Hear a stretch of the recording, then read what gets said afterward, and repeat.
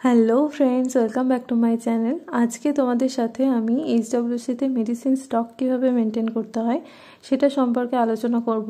আমার চ্যানেলে already medicine stock register নিয়ে ভিডিও দেওয়া আছে, তো এটা এখন নতুনভাবে করলাম কারণ এখানে তোমাদেরকে দুটো খাতা মেনটেন করতে হবে না মেডিসিন স্টক রেজিস্টারে। আমি আগে যেমন একটা মান্থলি করতাম আর একটা ডেইলি করতাম, তো এখানে তোমাদের একটা স্টক রেজিস্টার মেনটেন করলে কিন্তু সবটা কভার আপ হয়ে যাবে। তো চলো শুরু করা যাক। এখানে আমরা আজকে জানবো daily medicine stock register, expired medicine register, near expiry stock register আর স্টক আউট মেডিসিন রেজিস্টার সম্পর্কে। তো ফার্স্টেই দেখো ডেইলি মেডিসিন স্টক রেজিস্টার। এখানে আমরা কি কি কলাম করব। ফার্স্টে দেব ডেট, তারপরে হচ্ছে পার্টিকুলার্স, আইটেম নেম। তো এখানে হচ্ছে সেই মেডিসিনটার নাম থাকবে আর ডেটে সেই ডেটটা বসবে। এটা যেহেতু ডেইলি মেডিসিন স্টক রেজিস্টার, তো এটা প্রতিদিন কিন্তু মেনটেন করতে হবে, তো সেই ডেটটা এখানে লিখবে। তারপরে হচ্ছে পার্টিকুলার্স অর আইটেম নেম, তো এখানে সেই মেডিসিনটার নাম লেখা থাকবে।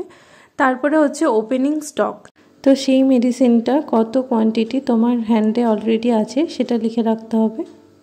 তারপরে হচ্ছে রিসিভিং কোয়ান্টিটি, পিএইচসি বা তোমার হায়ার ফেসিলিটি থেকে যেখান থেকে তুমি মেডিসিন সাপ্লাই পাচ্ছ সেখানে কতটা মেডিসিন সাপ্লাই পাচ্ছ সেই কোয়ান্টিটিটা লিখে রাখতে হবে। রিসিভিং প্লেস, যেখান থেকে তুমি রিসিভ করছো সেই প্লেসটার নাম লিখে রাখতে হবে। তারপরে হচ্ছে ইস্যুড কোয়ান্টিটি, এরপরে তুমি সেই দিন সেই মেডিসিনটা কতগুলো ডিসপেন্সড করছো সেই কোয়ান্টিটিটা এখানে থাকবে। টু হুম ইস্যু, এখানে তুমি পেশেন্টের নামও লিখে রাখতে পারো। তারপরে হচ্ছে ব্যালেন্স ইন হ্যান্ড, তো দেওয়ার পরে তোমার কাছে কতটা আছে সেটা থাকবে, আর রিমার্কস যদি কিছু থাকে তোমার কাছে তাহলে সেটা লিখে রাখবে। এবার এটা করলে কি হবে, এটা কিন্তু ফার্স্টেই প্রত্যেকটা মেডিসিনের জন্য আলাদা আলাদা পেজে লিখে রাখতে হবে। মানে যদি একটা পেজে আমি অ্যামলোডিপিন লিখি, তো সেই পেজটাতে কিন্তু অ্যামলোডিপিনেরই স্টক মেনটেন হবে। যেটা আমি আগে রেজিস্টার দেখিয়েছিলাম সেখানে কিন্তু একটা ডেইলি ছিল, একটা মান্থলি ছিল।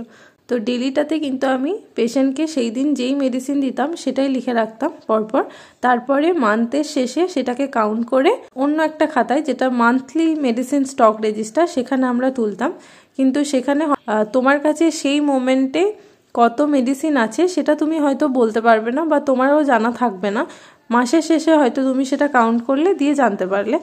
তো এখানে কিন্তু এইভাবে মেনটেন করলে তোমার কাছে সেই দিনে সেই মেডিসিনগুলো কত পরিমাণ আছে সেটা কিন্তু তুমি সহজেই বুঝতেও পারবে এবং কেউ জিজ্ঞাসা করলে সেটা বলতেও পারবে। এইভাবে তোমরা daily medicine stock register maintain করতে পারো। তাহলে একটা পেজে কিন্তু একটা মেডিসিনেরই থাকবে, তারপরে দুটো পেজ বা তিনটে পেজ যাই হোক ফাঁকা রেখে আবার একটা মেডিসিনের নাম লিখে রাখতে পারো। ঠিক আছে, এইভাবে হচ্ছে তোমরা মেডিসিন স্টক রেজিস্টারটা মেনটেন করবে। আর যদি পেশেন্টকে মেডিসিন দেবে সেখানে রিসিভিং প্লেস আর রিসিভিং কোয়ান্টিটিতে কিছু লেখার দরকার নেই। এবার তুমি যেদিন রিসিভ করবে সেই দিনটাতে ওই রিসিভিং প্লেস আর রিসিভিং কোয়ান্টিটি লিখে রাখতে পারো। আর এখানে এক্সপায়ারি ডেট অফ মেডিসিনটা নেই, এই কলামটা অ্যাড করলে এটা বেটার হবে আরও। তারপরে দেখো এক্সপায়ার্ড মেডিসিন রেজিস্টার, এখানে কি কি কলাম করা আছে। এক্সপায়ার মেডিসিন রেজিস্টার আমাদের সেন্টারে থাকা উচিত, কারণ কোনো মেডিসিন যদি আমাদের এক্সপায়ার্ড হয়ে যায় সেটার কিন্তু রেকর্ডিং করে রাখতে হবে। তো ফার্স্টেই সিরিয়াল নাম্বার, তারপরে ডেট, তারপরে মেডিসিন নেম। তো সিরিয়াল নাম্বার কোন মেডিসিনটা, এটার কিন্তু আলাদা করে মেডিসিনের পেজ করার দরকার নেই, কারণ এক্সপায়ার্ড মেডিসিন আমাদের খুব কমই থাকে। যখন থাকবে তখন কিন্তু এটাতেই মেনটেন করতে হবে। তো ফার্স্টেই সিরিয়াল নাম্বার দেবে, তারপরে যে ডেটটাতে তুমি সেটাকে মেনটেন করছো বা খাতায় তুলছো সেই ডেটটা থাকবে, তারপরে সেই মেডিসিনটার নাম থাকবে, তারপরে সেই মেডিসিনের গায়ে দেখবে ব্যাচ নাম্বার আর ডেট অফ ম্যানুফ্যাকচারিং লেখা থাকে, তো সেইগুলো এখান থেকেই পেয়ে যাবে। তারপরে ডেট অফ এক্সপায়ারি, তো এক্সপায়ারি ডেটটা লিখবে। স্টক ইন হ্যান্ড, এবার ওই এক্সপায়ার্ড মেডিসিনটা তোমার হাতে কতগুলো আছে সেটা কিন্তু এই স্টক ইন হ্যান্ডে লেখা থাকবে। তারপরে হচ্ছে ডিসকার্ডেড কোয়ান্টিটি, কতগুলো পরিমাণ তুমি ওটাকে ডিসকার্ড করছো সেটা, হয়তো সবগুলো এক্সপায়ার্ড হয়নি, কিছু মেডিসিন এক্সপায়ার্ড হয়েছে সেইটা হয়তো তুমি লিখলে, যেটা ডিসকার্ড করা হয়েছে সেই কোয়ান্টিটিটা এখানে বসবে। তারপরে হচ্ছে প্রসেস অফ ডিসকার্ড, এবার সেই মেডিসিনটাকে তুমি কিভাবে ডিসকার্ড করেছো সেই প্রসেসটা লেখা থাকবে। তো যদি তুমি সেটাকে আবার বিপিএসসিতে রিটার্ন করে থাকো তাহলে সেটা লিখতে হবে, আর রিমার্কস যদি কিছু থেকে থাকে তাহলে সেটা লিখতে হবে।